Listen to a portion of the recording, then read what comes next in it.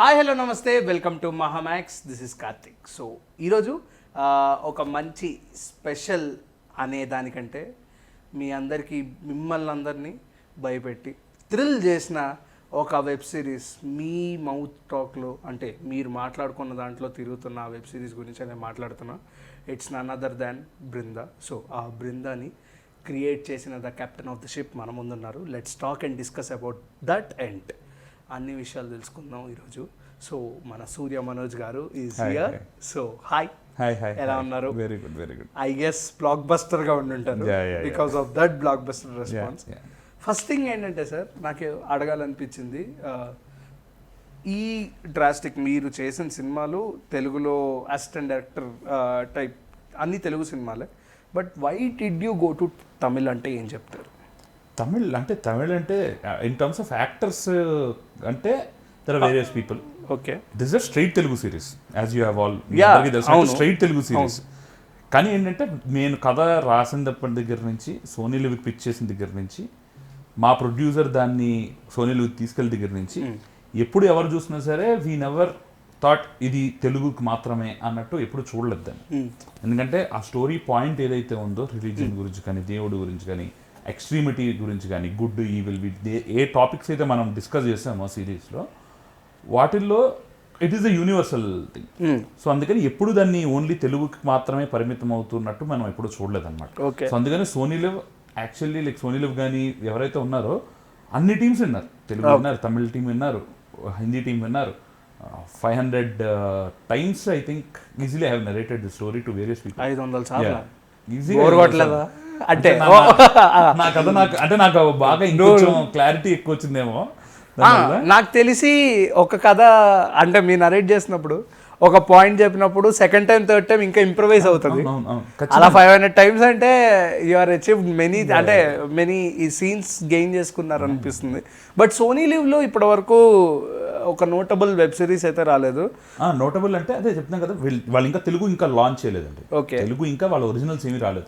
తర్వాత కృషి గారు వస్తుంది. ఆల్ లాంగ్వేజెస్ కూడా, ఆల్ లాంగ్వేజెస్ లో మీరు స్కామ్ 92 విని ఉంటారు, అవును, రాకెట్ బాయ్స్ విని ఉంటారు, అవి జస్ట్ మహారాణి విని ఉంటారు. ఇవి just like black busters in Hindi. కానీ ఏంటంటే సౌత్ ఇండియన్ స్పేస్ లో తమిళ రాకర్స్ వచ్చినట్టుంది. అండ్ దెన్ ఇది సో లైక్ దే హ్యావ్, అంటే వాళ్ళు కూడా వేరియస్ వెబ్ సిరీస్ వచ్చినా సరే దే వాంటెడ్ టు తెలుగులో బృందా, తెలుగు ఒకటే కాదు, బృందా అనేది ఖచ్చితంగా చాలా బాగుంటుంది, వీళ్ళందరికీ తమిళ్ తెలుగు అందరి అటెన్షన్ని డ్రా చేస్తుంది, మలయాళంలో అన్నిటి అటెన్షన్ని డ్రా చేస్తుంది అని చెప్పి వాళ్ళు నమ్మారు, స్టార్టింగ్ నుంచి నమ్మారు. And that paid off. అంటే ఇప్పుడు హిందీలో కూడా like it is there are few sites, కొన్ని సైట్స్ రిపోర్ట్స్ ఇస్తున్నాయి, first number trending web series and retention number అని ఒకటి ఉంటుంది.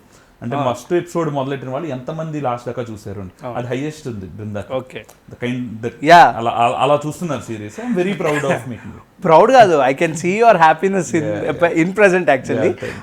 బట్ నా బేసిక్గా అనామిక అసిస్టెంట్ డైరెక్టర్గా చేసినప్పుడు ప్రజెంట్ కూడా మనకి నయనతార గారు ఫీమేల్ ఓరియంటెడ్లో కుమ్మేస్తారు. అంటే నాకు తెలిసి నయనతార గారిని ఫీమేల్ దాంట్లో is a lady super star. Why Trisha garu అంటే ఏం చెప్తారు? నేను కథ మొదలెట్టిన దగ్గరప్పుడు నేను రాస్తున్న కథలో ఇప్పుడు సాధారణంగా క్యారెక్టర్ చూస్తాను కాబట్టి నాకు ఈ యాక్టర్తో చేయాలి, ఈ యాక్టర్తో చేయాలని నేను ఇప్పుడు పెట్టుకోను.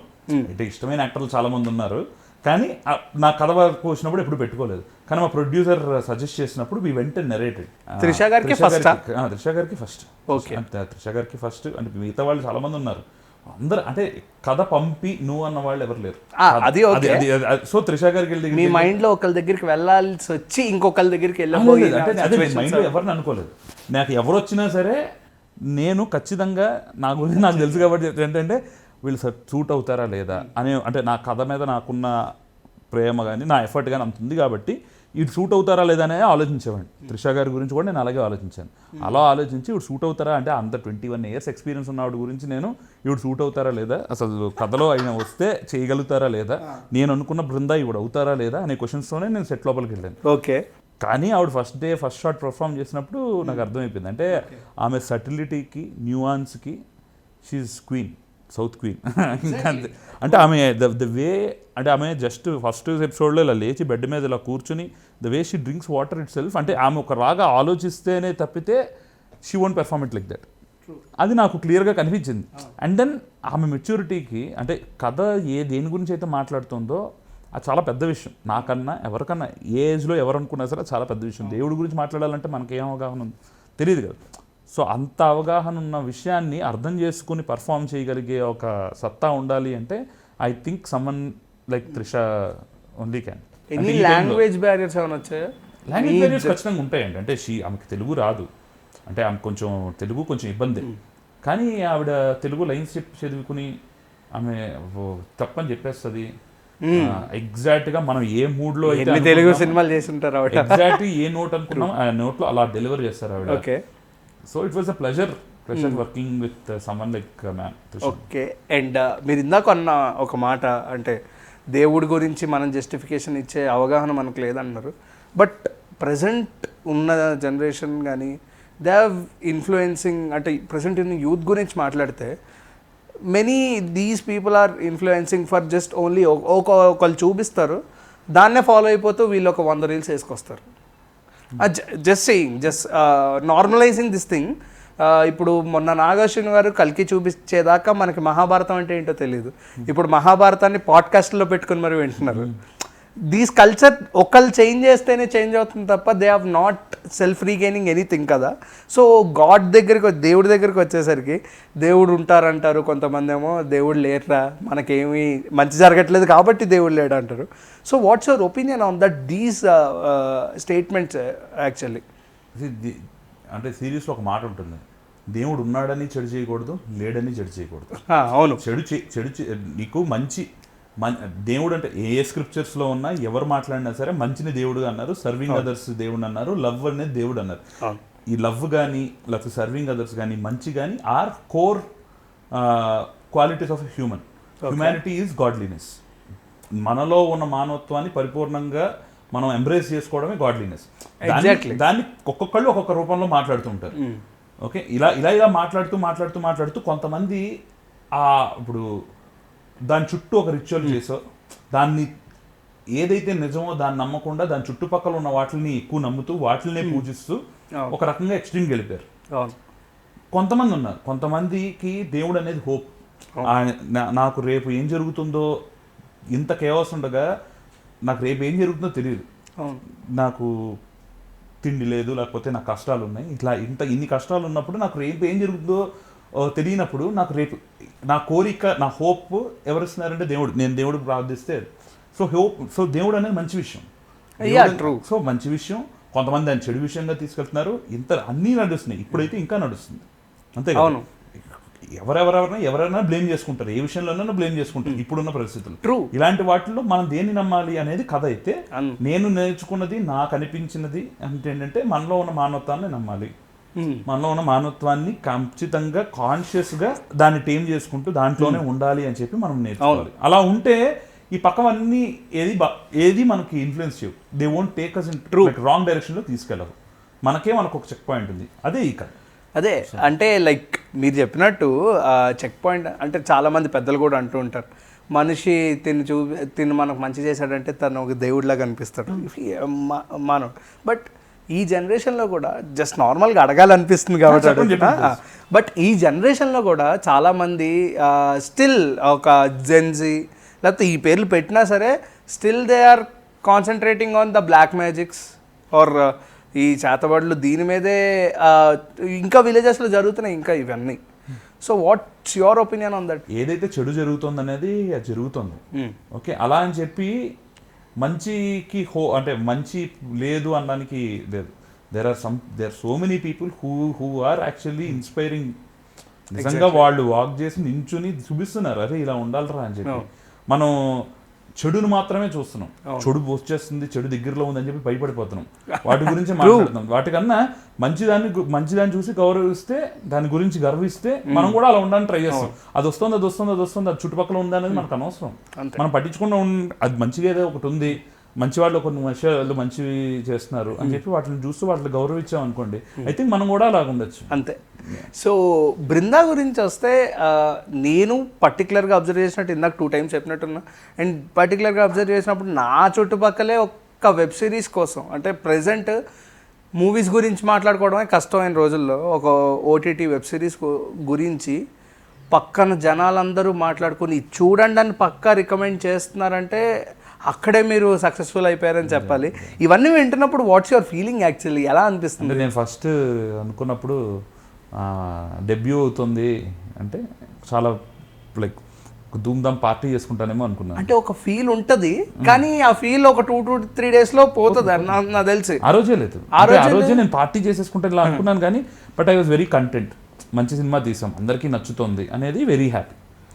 అది జనాలందరూ ఇంత విపరీతంగా వాళ్ళకంత నచ్చుతుంది ఇలా ఓన్ చేసుకుంటారు అసలు నేను కూడా ఎక్స్పెక్ట్ చేయలేదు. అంటే నేను లిటరలీ షాక్ అవుతున్నా. ఒక వెబ్ సిరీస్ గురించి ప్రెసెంట్ ఉన్న జనరేషన్లో ఒక పక్కనోడి గురించి పక్కనోడితో మాట్లాడడానికే మనకి టైం లేదు. అలాంటిది వచ్చి మరీ రికమెండ్ చేస్తున్నారంటే you are one at that place only. So ఇవన్నీ ఏంటంటే మీకు పర్సనల్గా ఎలా అనిపిస్తుంది ఏంటి? అంటే నేను వాట్స్ యువర్ యాక్చువల్ ఫీలింగ్? అంటే చాలా అంటే there are so many people involved. అంటే మా టీం పెద్ద వాళ్ళందరూ ఉన్నారు. హ్యూజ్ స్టార్ కాస్ట్ టెక్నీషియన్స్ కూడా చాలా పెద్ద సినిమాలు చేసిన వాళ్ళు ఉన్నారు. అంటే రెహమాన్గా పనిచేసిన తపస్ నాయక్ సార్ ఉన్నారు, సౌండ్ డిజైన్ చేసిన ఆయన, సౌండ్ ఆడియోగ్రఫీ. ఫిదా చేసిన శక్తికాంత్ కార్తిక్ ఉన్నాడు. ఇప్పుడు నెక్స్ట్ గేమ్ చేంజర్ చేయబోతున్న ఫిల్మ్ఫేర్ అందుకున్న అవినాష్ కొల్లా ఉన్నాడు. మా ప్రొడ్యూసర్ అంటే వీళ్ళందరూ నా team. Like Ashish Kolla my producer. అంటే ఏదన్నా సరే ఒకసారి వెనకాల ఆలోచించకుండా ముందుకెళ్ళిపోవడం తెలుసు తనకి. అంత ఒక క్యారెక్టర్ ఉన్న ఒక వ్యక్తి ఉన్నాడు. సో ఇంతమంది ఉన్నప్పుడు ఇదే జరుగుతుంది అనే ఒక నమ్మకం ఉంది. కానీ వీళ్ళన్నీ జరిగాయి కాబట్టి ఒక సంతృప్తి, ఒక గ్రాటిట్యూడ్. అరే I feel very humble. Like ఇంత పెద్ద విషయాన్ని నా ద్వారా జరిగినందుకు ఐఎమ్ వెరీ హంబుల్. మీరు అసిస్టెంట్ డైరెక్టర్ నుంచి వచ్చారు and you have came to this block buster successful vibes actually. So ప్రీవియస్గా మీ వెనకాల చూసుకుంటే ఎన్ని స్ట్రగుల్స్ ఇవేంటి, దీని గురించి ఏమైనా చెప్పుకోవాలనిపిస్తుందా ఎప్పుడైనా? అంటే ఖచ్చితంగా అండి. అంటే ఇట్స్ బీన్ 12 years. నేను 2012లో కోంటెకోటి ఎప్పుడు వచ్చాను. కోంటెకోటికి నా అసిస్టెంట్ డైరెక్టర్ అనీష్ కురువిల గారి దగ్గర పనిచేశాను. ఆయన ఇప్పటికి కూడా మా పేరెంట్స్ తర్వాత ఎవడైనా హ్యాపీ ఫీల్ అవుతున్నారంటే, అంటే జనరల్గా హ్యాపీ ఫీల్ అవుతారని నాకు అనిపిస్తుంది అంటే ఆయనే. లైక్ హిల్ ఫీల్ అంటే ఆయన కల్మషం లేకుండా హ్యాపీ ఫీల్ అవుతారు. తర్వాత శేఖర్ కమ్ల గారి దగ్గర, హనురాఘపూడి గారి దగ్గర ఇదంతా ఉన్నాను. సో వీటిలన్నింటిలోనూ చాలాసార్లు నా వల్ల అవుతుందా జరుగుతుందా అని చెప్పి చాలాసార్లు బ్యాక్ ట్రాక్ తీసుకోవడం ఇవన్నీ జనరల్ ప్రాసెస్లో ఉండే. కానీ నాకు గట్టిగా ఫ్రెండ్స్ ఉన్నారు. లైక్ ఇండస్ట్రీలో ఫ్రెండ్స్ ఉన్నారు. వాళ్ళందరి హెల్ప్ వల్ల ఇదంతా జరిగింది. ఫర్ ఎగ్జాంపుల్ నేను 4 years రాశాను బృంద. 4 years there was lot of effort. చాలాసార్లు ఒక 50 times నేను రాద్దాం ఆపేసాను చాలాసార్లు. So but through this time I had my friends with me. Like ఇప్పుడు నా డైలాగ్ రైటర్ ఏదైతే రాశాడో జయకృష్ణ, తను సీతారామంకి, రాధేశ్యామ్కి, కృష్ణగడి వీరప్రేమ్ గాథకి ఇవన్నీ డైలాగ్ రైటర్. తను సీతారామం, డియర్ కామ్రేడ్కి ఇవన్నీ రాశాడు. డైలాగ్ రైటర్ దట్ నా close friend. Is a dialogue writer for Brinda as well. So like నేను ప్రతిసారి స్టోరీ ఎప్పుడు మాట్లాడినా సరే తనతో బౌన్స్ చేస్తూ ఉంటాను through this 4 years. So I had a friend like that. కానీ 4 years అంటే ఒక స్క్రిప్ట్ మీద కూర్చోవడం, ప్రెసెంట్ ఒక ఫిలిం అంటే 2.5 hours అయిపోతుంది. But web series is not like that. అంటే ఒక ఎపిసోడ్ ఈక్వల్గా అంటే జనరల్గా ఒక 50 minutes చూసి 1 hour ఉంటుంది. బృందా కూడా తెలిసి ఆల్మోస్ట్ అదే రన్ టైం 40 to 50 ప్రతి ఎపిసోడ్. బట్ ఈ ఎపిసోడ్స్ అన్నీ రాసుకుంటుంటే పక్క బుర్ర పిచ్చెక్కుతుంది. అండ్ ఇంకొక థింగ్ ఏంటంటే, ఎందుకు రాస్తున్నా, మనకి ఇవన్నీ అవసరమా, నార్మల్గా ఉన్న జాబ్ చేసుకుని వెళ్ళిపోదామా అని ఏమన్నా వచ్చాయా థాట్స్? వస్తాయండి, అవి వస్తాయి. కానీ వదిలేసి వెళ్ళిపోదామని ఎప్పుడైనా అనిపించిందా? వదిలేసి వెళ్ళిపోతే సెల్ఫ్ డౌట్ అనేది అది ఎవరికైనా ఉంటుంది. జస్ట్ లీవ్ ఒక రోజంతా, లేకపోతే అదే మైండ్ సెట్ లో ఉండి. మరి అంత దూరం దాకా నా అదృష్టం వెళ్ళలేదు కానీ కానీ డెఫినెట్లీ ఎవరికైనా ఉంటుంది. I think the biggest the legends కూడా అది ఉంటుంది. అది ఐఎమ్ వెరీ షూర్. కానీ అప్పుడే మనకి తెలుస్తుంది. అంటే నేను అన్నిసార్లు వదిలేసి ఈ స్టోరీని వదిలేసి వేరే దానికి వెళ్ళిపోదాం అనుకున్నా సరే నేను ఈ కథకే ఎందుకు వచ్చాను, ఎందుకంటే ఆ స్టోరీలో ఉన్న కథలో ట్రూ. అండ్ ప్రెసెంట్ మీరు ప్రీవియస్ సినిమాలు లైక్ అనామిక కానీ, లేకపోతే రాక్షసుడు, కృష్ణగాడి వీరప్రేమ గాథ, ఈ సినిమాలన్నీ చూస్తే సపరేట్ జానర్స్. అసిస్టెంట్ డైరెక్టర్గా చేశారు కాబట్టి మేబీ కొన్ని ఇన్స్పిరేషన్స్ ఉంటాయి నాకు తెలిసి మేబీ శేఖర్ కమల గారు ఆర్ హను రాఘవపూడి గారు వాళ్ళ దగ్గర నుంచి మీకు ఆ ఇన్స్పిరేషన్స్ ఉంటాయి కాబట్టి సో ఆ టైప్ ఆఫ్ జానర్స్ ఏమన్నా తీయాలని అనుకుని ఇది స్టార్ట్ చేయడం జరిగిందా, అంటే సపరేట్గా ట్రై చేద్దామని జరిగిందా, లేకపోతే మీది ఇది తీసేటప్పటికి వీ హ్యావ్ లిటరలీ షాక్డ్ మీ గురించి తెలుసుకుంటున్నప్పుడు ఈయన ఈ జానర్లకు పనిచేసి ఈ జానర్ ఎలా తీసాడరా అని చెప్పేసి డౌట్ వస్తుంది కదా. So what's your opinion on that? అంటే మనం తీసే సినిమాలు మన పర్సనాలిటీ, మనం చేసే పని మనం ఎక్కడి దగ్గర అయితే పని చేస్తాం వాళ్ళ దగ్గర క్రాఫ్ట్ నేర్చుకుంటాం. అంటే ఇప్పుడు హను రాఘవపూడి గారు ఉన్నారంటే ఆయన ఈ షాట్ ఎందుకు పెట్టాం, ఈ లెన్స్ ఎందుకు పెట్టాం, ఈ ట్రాక్ ఎందుకు వేసాం అనే అవగాహన ఆయన దగ్గర ఉంది. ఆయనకు ఫిలాసఫీ ఉంటుంది, ఆయన సినిమా పరంగా ఫిలాసఫీ ఉండాలి, అది ఎందుకు పెట్టాలి అనేది నేర్చుకున్నాను నేను ఆయన దగ్గర. శేఖర్ కమల గారు ఉన్నారు, ఆయన రోజు ఎలా ఉంటారు, ఆయన సినిమాలు ఒక గొప్పగా ఉంటాయి, అట్ ద సేమ్ టైం మనిషి ఆయన గొప్పగా ఉంటాడు. అంటే నేను ఈవేళ ఎందుకు మంచిగా ఉండాలి, అంటే పక్కనోడికి నేర్పించాలి, ఇవి చాలా గట్టిగా ఉంటాయి. సో ఇవన్నీ నేర్చుకున్నాను వాళ్ళ దగ్గర. అవన్నీ నేర్చుకుంటూ నీ పర్సనాలిటీ మనం డెవలప్ అవుతూ ఉంటే మన పర్సనాలిటీ నుంచి వచ్చిన కథే అవుతుంది ఎవరికైనా సరే. ఆ కథ అయిన మన సమ్వేర్ అంటే జనాలు అంటారు కదా, నీ నిజస్వరూపం లేకపోతే నువ్వేంటో నీ సినిమాలో కనిపించిపోతుంది ఖచ్చితంగా. అది ఎంత కమర్షియల్ సినిమా అయినా ఎలాంటి సినిమా అయినా సరే నీలో ఉండేది నువ్వు ఏదో ఎంజాయ్ చేస్తావు, నువ్వేంటి అనేది నీ సినిమాలో కనిపిస్తుంది. ఓకే. సో బృందా అనేది అది నాది. నేను వాళ్ళ దగ్గర నుంచి నేర్చుకుని వాళ్ళ క్రాఫ్ట్ నేర్చుకుని నేను నా లైక్ అది నాలో I like meditated on it. అది కంప్లీట్గా it came in different form. So what's your opinion on what is cinema అంటే ఏం చెప్తారు? Cinema is a story that, అంటే అది it's a recording of time. It's a recording of time. మనం మన తాలూకా విషయాలు ఏవైతే మాట్లాడామో అది 20 ఏళ్ళ తర్వాత ఉంటుంది, 30 ఏళ్ళ తర్వాత తీసినవి కూడా ఉంటాయి. సో ఆ టైంలో జరిగిన విషయాలు, ఆ టైంలో ఉన్న అభిప్రాయాల తాలూకా ఒక రికార్డింగ్ అది. ఓకే. సో ఇప్పుడు ఒక 20 సంవత్సరాల తర్వాత ఈ సినిమాని చూస్తే ఆ టైంలో జనాలు ఏమన్నారు, ఆ టైంలో ఎలాంటి థాట్ ప్రాసెస్లో ఉంటే బృందా తీశారు, అక్కడ ఉన్న ఒకడు సీతారామం ఎవరు తీశారు అనేది మనకి ఆ టైం తాలూకా ఎస్టిమేట్. ఇప్పుడు మనం ఆ టైంలో లవకుశ తీశారు, ఆ టైంలో మిస్సమ్మ తీశారు అంటే మిస్సమ్మ మాయాబజార్ తీశారంటే మిస్సమ్మలో ఉండే జనాలు బట్టి మనం ఆ టైం తాలూకా జనాలు ఎలా ఉన్నారు అనేది జనాలు ఎలా ఉన్నారు, వాళ్ళకి హ్యుమానిటీ అంటే ఏంటి, క్రిస్టియానిటీ అంటే ఏంటి, ఇదేంటి ఏంటి, వాళ్ళ ప్రశ్నలన్నీ మనకు తెలుస్తాయి. మనకి ఎలా చూస్తాం వాళ్ళంటే, ఇప్పుడు నెపోలియన్ ఉన్నాడు, తన ప్రాపగాండా గురించి పెయింటింగ్ చేసుకున్నాడు, అప్పుడున్న జనాల తాలూకా recording. It's a recording of time. It is a much needed art. అప్పట్లో it's an art form which is placed in a commercial platform. Okay. So Brinda Sony లివ్కే ఎందుకు? సోనీ లివ్కే ఎందుకంటే ఇట్స్ అంటే స్టోరీ ఎక్కడ పెట్టినా సరే స్టోరీయే, వాళ్ళు కమిషన్ చేశారు అంతే. ఓకే, ఇలా కమర్షియల్ వేలో చెప్పారు, బట్ నేను అది కాదు అడిగేది. అంటే like why not in theatres kind of, అంటే దాన్ని ట్రిమ్ చేసి కాకుండా, అంటే అది ఎక్కడో నాకు అది జస్ట్ థ్రిల్లర్ అయిపోవడం ఇష్టం లేదు. ఓకే. ఎందుకంటే story is not just thriller. అందులో మనం మాట్లాడే విషయాలు వాటి తాలూకా టైం ఏదైతే ఉందో అది లిమిట్ అయిపోతుంది కంప్లీట్గా. సో అందుకని దాని అంటే ఆ కథ ఎంతసేపు కావాలి అంటే అంతసేపు నేను తీసాను, దానికి న్యాయం చేయాలి, అదొక్కటే నా మనసులో ఉంది. సో అందుకని దాన్ని వెబ్ సిరీస్లో తీసాను. సో మీ డైరెక్టర్ క్వాలిటీ కంటే I really like your music taste actually and the background score taste. ఎప్పుడు చూస్తున్నప్పుడు ఇట్స్ కంప్లీట్లీ హాంటింగ్ మీ. ఆ సౌండ్ క్వాలిటీ ఏదైతే ఉందో, హౌ డిడ్ యూ డిజైన్? అంటే ఏమన్నా ప్రికాషన్స్ ముందే తీసుకుని ఒక క్లారిటీతో వెళ్ళారా, లేకపోతే వాట్స్ ద స్టోరీ బిహైండ్? అది నా క్రెడిట్ ఏం కాదు, it is definitely my music director Shaktikant Karthik. అంటే అవును, అంటే నేను కొంచెం మ్యూజిక్ నేర్చుకున్నాను చిన్నప్పుడు. నేను 10 ఏళ్ళు నేర్చుకున్నాను చిన్నప్పుడు. సో అందుకని నాకు ఒక చిన్న అవగాహన ఉంది. అంటే అది ఎంతవరకు ఉపయోగపడుతుంది అంటే నీ కథల్లో చూడడానికి ఉపయోగపడుతుంది, నువ్వు కమ్యూనికేట్ చేయడానికి ఉపయోగపడుతుంది, నీ టేస్ట్కి ఉపయోగపడుతుంది. ఎవరైనా గొప్పగా ఇచ్చినప్పుడు అది గొప్పదా, నీ సినిమాకి పనికొస్తుందా అని చెప్పి చూడడానికి పనికొస్తుంది, నువ్వు కమ్యూనికేట్ చేయడానికి, తిరిగి కమ్యూనికేట్ చేయడానికి కూడా పనికొస్తుంది. కానీ ఎండ్ ఆఫ్ ద డే ఆ మ్యూజిక్ ఎవరి ద్వారా వచ్చిందంటే శక్తి ద్వారా, అంతే. సో శక్తికి మనం ఆ రెస్పెక్ట్ అంతా ఇవ్వాలి. జస్ట్ ఆయన ఒక 3 ట్రాక్లు ఇచ్చాడు, లేకపోతే 2 ట్రాక్లు ఇచ్చాడు, లేకపోతే ఇందులో ఒక ట్రాక్ ఇచ్చి అందులో ఇలా ఇంప్రవైజ్ చేయాలి అనే చిన్న చిన్న సలహాలు అలాంటి ఇవ్వడం అనేది నా బాధ్యత. అది నేను నిర్వర్తించాను. ఓకే. సో ఇదేమన్నా ఆడియన్స్కి ఇన్స్పిరేషన్గా నిలవాలని రాసారా, ఇఫ్ ఆడియన్స్ జస్ట్ ఎంటర్టైన్ అవ్వడానికి రాసారు? లేకపోతే it's definitely Inspirational end of the day it is both it is both like somewhere. ఎందుకంటే అది నా క్వశ్చన్కి నేను ఆన్సర్ చేసుకుంటూ రాసింది మొదలెట్టింది కథ కాబట్టి ఇట్ సెల్ఫ్గా రాసింది. కానీ ఎండ్ ఆఫ్ ద డే మనం అది ఒక ప్లాట్ఫామ్లో అది చూస్తున్నప్పుడు ఇంతమందికి చూపించినప్పుడు ఇంత డబ్బులు ఖర్చు పెట్టి ఇంత పెద్ద పెద్ద స్టార్లు తీసుకొచ్చినప్పుడు it should give that experience. So అందుకనే దానికి ఆ edge of the seat experience ఉంటుంది, అంత టెక్నికల్ హై స్టాండర్డ్స్ ఉంటాయి, అంత పెద్ద పెద్ద యాక్టర్లు వచ్చినా సరే మీరు వాళ్ళ యాక్టింగ్ నచ్చే విధంగా మనం డిజైన్ చేస్తాం క్యారెక్టర్ని. So end of the day it's an entertainment.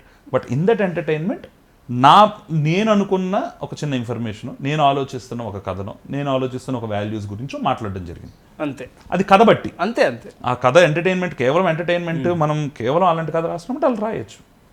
True. ఈ కథ కాదు కాదు. ఓకే, ఇఫ్ నాట్ త్రిష గారు హూ కెన్ బి? నేను ఒక యాక్టర్ని పెట్టుకుని డైరెక్ట్గా వీళ్ళు సూట్ అయిపోతారు అని చెప్పి నేను త్రిష గారి గురించి అనుకోలేదు. స్కెప్టికల్గా ఇది అవుతుందా అవ్వదా అనుకున్నాను. నేను సమంత గారిని అనుకోవచ్చు.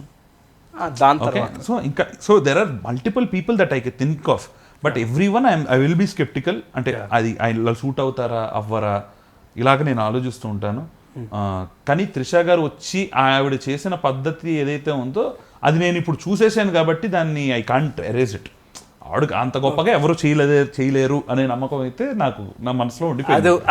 అదైతే తీలేము. ఇప్పుడు మీరు ఇంకో 10 ఫిలిమ్స్ చేసినా మీకు ఫస్ట్ ఫిలిం నా బృందా అయితే త్రిష గారే అనేది నాకు అభిప్రాయం. నెక్స్ట్ థింగ్, ఇప్పుడు ఒక టాలీవుడ్ స్టార్ హీరో మీ వెబ్ సిరీస్ చూసి ఇన్స్పైర్ అయ్యి if he called you to pick a story for him అంటే మీరు ఒక హీరో క్యారెక్టరైజేషన్ గురించి రాస్తారా, లేకపోతే స్టోరీలో ఆయన్ని పెట్టడానికి ఆయన కోసమే స్టోరీ రాస్తారా, లేకపోతే స్టోరీ డిమాండ్ చేసింది కాబట్టి ఆయన తీసుకుంటారా? నాకు ఇష్టమైన వాళ్ళు ఎంతమంది ఉన్నా ఏమున్నా సరే నేను చేసే పనికి నేను న్యాయం చేయాలి కాబట్టి నేను I will choose my story and my stories are entertaining, my stories are larger than life. If hero అంటే ఎవరైనా హీరో నన్ను పిలిచి చెప్తే ఈ కథకి ఖచ్చితంగా సూట్ అవుతారంటే ఆ కథ ఖచ్చితంగా చెప్తాను. ఓకే. కానీ ఇంకో హీరో సపోజ్ ఆ కథకి కానీ అది సూట్ కారు అని చెప్పి నాకు అనిపిస్తే వాళ్ళు నన్ను పిలిస్తే హ్యాపీగా వాళ్ళ దగ్గరికి వెళ్ళి వాళ్ళకి సరిపోయే కథ రాసుకోవడానికి ట్రై చేస్తాను. అదైతే ఖచ్చితంగా చేస్తాను. ఓకే, మీ టాప్ 5 హీరోస్ ఎవరు? నాకు టాప్ 5 అంటే కంప్లీట్గానా? కంప్లీట్గా అంటే ప్రెజెంట్ ఉన్న జనరేషన్ ఎంటర్టైన్ అయ్యేలా చెప్పండి. ఆల్ టైమ్ నాకు మిస్సమ్మలో ఎన్టీఆర్ గారిని బీట్ చేసే హీరో నాకు లేడనిపిస్తుంది. సాగర్ సంగమంలో చేసిన కమల్ హాసన్ గారు చాలా ఇష్టం. ఓకే. దళపతిలో చేసిన రజనీకాంత్ గారు చాలా ఇష్టం. మాస్టర్లో చేసిన చిరంజీవి గారు అంటే ఇంకా పిచ్చి నాకు. ఆయన ఫస్ట్లో ఆయన బాస్కెట్బాల్ కోర్ట్లో వెనక్కి తిరిగితేనే నాకు ఫ్యూజులు అవుట్ అయిపోతాయి. అది నరసింహనాయుడులో బాలకృష్ణ గారు ట్రైన్ దిగినప్పుడు అయితే నాకు ఒక ఇంకా అంతే అలాంటి సంగతులు అన్నట్టు అనిపిస్తుంది. ఇంకా చాలా మంది ఉన్నారు. అంటే మా ఇంట్లో వెంకటేష్ ఫ్యాన్, ఇంకా భయంకరమైన వెంకటేష్ గారి ఫ్యాన్స్. వెంకటేష్ గారి సినిమా అంటే ఖచ్చితంగా వెళ్ళిపోవాల్సిందే మా ఇంట్లో చిన్నప్పటి నుంచి. అదే నిన్నే పెళ్ళాడతాలో ఆ సీన్లో అంటే సింక్ దగ్గర ఆయన ఉంటారు, సింక్ దగ్గర ఆయన కడుగుతూ ఉంటారు. అంటే ఏ స్టార్ హీరో పళ్ళేలు కడగడం అనేది లేదు. ఇప్పుడు అసలు ఎలా చేస్తారు అసలు ఆ డైరెక్టర్కి ఆ సీన్ చేసిన హీరోకి ఎంత అవగాహన ఉంటే, ఎంత ఫ్యూచర్ ఉంటే, ఎంత గట్స్ ఉంటే చేస్తారు. గట్స్ కన్నా he feels that is natural, that is needed. అంత కమర్షియల్ సినిమాలో అలాంటి సీన్ పెట్టడం అనేది ఎంత గొప్ప విషయం. సో అది ఇప్పుడు ప్రస్తుతం ఉన్న హీరోస్ గురించి మాట్లాడదాం. ఓకే, ఇప్పుడు కానివ్వండి, వీల్ లిసన్. నేను అందరి పేర్లు చెప్తున్నాను కానీ నాకు ఆ టైంలో అండి. సరే ఇప్పుడు నేను చెప్తా పేర్లు. ఫస్ట్ జూనియర్ ఎన్టీఆర్ గారి నాకు సింహాద్రి అంటే కోసుకుంటా. Super super. సింహాద్రి అంటే ఆయన బైక్ వేసుకు బయలుదేరతాడు కదా స్టార్టింగ్ లో, అదైతే భయంకరంగా ఇష్టం. ఓకే. అల్లు అర్జున్ గారిది చాలా ఉన్నాయి, నాకు చాలా ఇష్టం. కానీ నేను బాగా సర్ప్రైజ్ అయిన సీన్ ఒక సీన్ నాకు అసలు. అంటే నేను ఒక హీరోని మనం ముందు నుంచి చూసినప్పుడు బాయ్ నెక్స్ట్ డోర్, హ్యాపీ, ఇలా చేసుకుంటూ పుష్ప రేంజ్ అంటే ఇంకా స్టార్ హీరో ఫ్రేమ్ ఓపెన్ చేస్తేనే హీరో అనే ఉంటారు. నాకు బాగా అనిపించింది ఏంటంటే రామ్ చరణ్ గారిదిను అల్లు అర్జున్ గారి సినిమా ఏంటది ఎవడులో బస్సు సీక్వెన్స్ ఉంటుంది. బస్సు లోపలికి ఆయన వస్తాడు. ఆయన వచ్చినప్పుడు స్టార్ పవర్ ఉంటుంది, ఆ star power attraction that is next level. నాకు అంటే మిగతా చాలా ఉన్నాయి కానీ ఆయన ఇలా బస్సులోకి ఇలా వచ్చినప్పుడు the way he captures audience మూడ్ని పట్టుకునే ఏదైతే ఉందో వద్దురా అంటే అసలు అంటే ఫస్ట్ టైం నేను జనరల్ బాయ్ నెక్స్ట్ డోర్ నుంచి అలా స్టార్ అంటే నేను నువ్వు స్టార్ అని నువ్వు బిలీవ్ చేస్తే ఒక యాక్టింగ్ ఉంటుంది చూడండి, అది ఆయనలో నేను ఆ రోజు చూసా. అంటే నేను ముందు ఆయన చేశారేమో నేను చూడలేదేమో, బట్ అంటే ఒక్కొక్కరికి ఒక్కొక్క ఎక్స్పీరియన్స్ ఉంటుంది. True, no problem. And Mahesh Babu గారిది నాకు ఒక్కడు స్టార్టింగ్ ఓపెన్ టైటిల్ సీక్వెన్స్ లో ఆయన ఇది, ఇంకోటి అర్జున్ సినిమాలో అర్జున్ సినిమాలో బ్రిడ్జి మీద కూర్చుంటాడు ఆయన కత్తి పట్టుకుని, వాళ్ళందరూ జనాలందరూ వస్తుంటారు. మాస్ అంటే మాస్ నాకు భయంకర ఇష్టం. అండ్ లాస్ట్ లో ఆయన అర్జున్ నా పేరు అవును, ప్రభాస్ గారు బిఫోర్ బాహుబలి చెప్పండి. ఛత్రపతిలో ఆయన చేసే సీన్ ఏదైతే ఉందో అసలు అది విశ్వరూపం. అది అంటే నాకు బాగా నచ్చింది ఏదది, ఆయన కామెడీ టైమింగ్ నాకు చాలా ఇష్టం. వర్షంలో ప్రభాస్ గారిదేనో ప్రకాష్ రాజ్ గారికి సీన్లు అవి ఏదైతే ఉంటాయో, ఆ పెట్రోల్ బంక్ ఆ సిచ్యువేషన్ సినారియోలో, లవ్ స్టోరీలో త్రిషా గారితో ఆ వర్షం పడుతున్న సీన్లో ఓ అసలు మ్యాడ్ ఉంటాడు ఆయన. అబ్జర్వ్ చేశారు అప్పటికి ఇప్పటికి త్రిషా గారు ఒకలాగే ఉన్నారు. పుచ్చిగాడ్లో అదేంటి స్టార్టింగ్ లో అంతా ఈ నేను చెన్నై బ్యాచ్ అంటాడు కదా, మాస్. రామ్ చరణ్ గారు రంగస్థలం అన్డౌటెడ్లీ ఇంకా అందరూ రంగస్థలం కానీ ఆయన అంటే నాకు ముందు సేమ్ నేను అల్లు అర్జున్ గారి గురించి అంత పెద్దవాళ్ళు అందరూ కానీ, బట్ ఐ విల్ ట్రై. ఎలాగైతే నాకు it's your fan moment actual, అంటే ప్రతి ఒక్కరికి ఒక ఫ్యాన్ మూమెంట్ ఉంటుంది. అదే అలాగే రంగస్థలం బీభత్సాలంటే బీభత్సాలు ఓకే. కానీ నాకు బాగా నచ్చింది ఏంటంటే, నాకు ట్రైలర్ ఆఫ్ ఇది ఆయన నెక్స్ట్ బోయపాటి గారి సినిమా ఏంటిది, వినయ విధేరామలో అంటే ఆయన కన్విక్షన్ ఒకటి ఉంటుంది కదా. ఇప్పుడు ఒక యాక్టర్కి ఏంటంటే when you become naked on screen నీ పరిపూర్ణంగా పండేస్తుంది ఆ సీన్. ఆయన నీ దెల్లా అని చెప్పి కొడతాడు. అంటే అది రంగస్థలం తర్వాత పడిన సినిమాకి అంటే ఆయన అంటే ఇందులో పూర్తిగా నమ్మేసిన ఒక మూమెంట్ ఉంటుంది, నేను స్టార్, నేను చేస్తే ఆడియన్స్ నచ్చుతుంది అని చెప్పి ఆయనకి అర్థమై, అంటే మొహమాటం బిడియం ఇవేం లేకుండా పరిపూర్ణంగా ఆయన చేసిన. ఒక్క 3 నేమ్లతో ఎండ్ కొట్టేద్దాం. నాగ చైతన్య గారు. నాగ చైతన్య గారి సినిమా చూసి నేను సినిమా ఇండస్ట్రీలోకి సైకిల్ వేసుకొచ్చేసాను. ఇది చెప్పట్లేదు ముందు నుంచి సినిమాలు ఇష్టం, కానీ డెసిషన్ పాయింట్ ఉంటుంది కదా, ఏమై చేసేవే ఆరోమలే సాంగ్ చూసి సినిమా అంటే పైరట్స్ కాపీలో చూసి పిల్లని మా కాలేజ్లోకి రాలే అప్పట్లో, ఆ కాపీ ఏదో వచ్చింది, వస్తే నేను సినిమా చూసి మా కాలేజ్ బయట సైకిల్స్ అన్నీ ఉంటాయి, లాక్లే ఉండవు. సో నేను పొద్దున్నే అర్ధరాత్రి పూట చూశాను, 3 గంటల నుంచి పొద్దున్న దాకా ఎంఐ చేసే ఎంఐ చేసి పిలానీలో రాజస్థాన్లో నేను చూశాను. రాజస్థాన్లో నేను నా కంప్యూటర్లో చూసి ఆరోమలే అనే సాంగ్ తర్వాత ఆపేసి సైకిల్ వేసుకుని మా అడారి కాలేజ్ బయట బిట్స్పిలాని కాలేజ్ బయట ఎడారి ఉంటుంది, ఆ ఎడారి దాటితో గుడి ఉంటుంది కొండెక్కితే, అది సైకిల్ వేసుకుని తొక్కుకుంటూ పైకి వెళ్ళి గుడి పైకి ఎక్కేసాను. గుడికి ఎక్కేసి కథ రాయడం మొదలెట్టాను. అలాగనమాట నాకు ఓకే. అంటే నాగ చైతన్య గారిది ఏం బై చేసావు ఇస్ కంప్లీట్లీ ట్రూ. యాక్చువల్లీ అందులో ఉన్న డైలాగ్స్ కూడా వెళ్ళిపోతున్నాం అంటే అంటే కొంతమంది కుదురుతాయి కదా. ట్రూ. అది ద వే హీ డస్ అంటే యాక్టర్స్ కన్విక్షన్ గా న్యాచురల్ గా ఉందనుకోండి స్క్రీన్ మీద, ఆ పండే విధానం వేరు.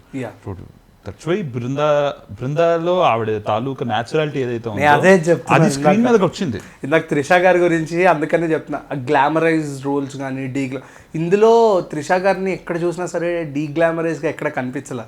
She is completely perfect.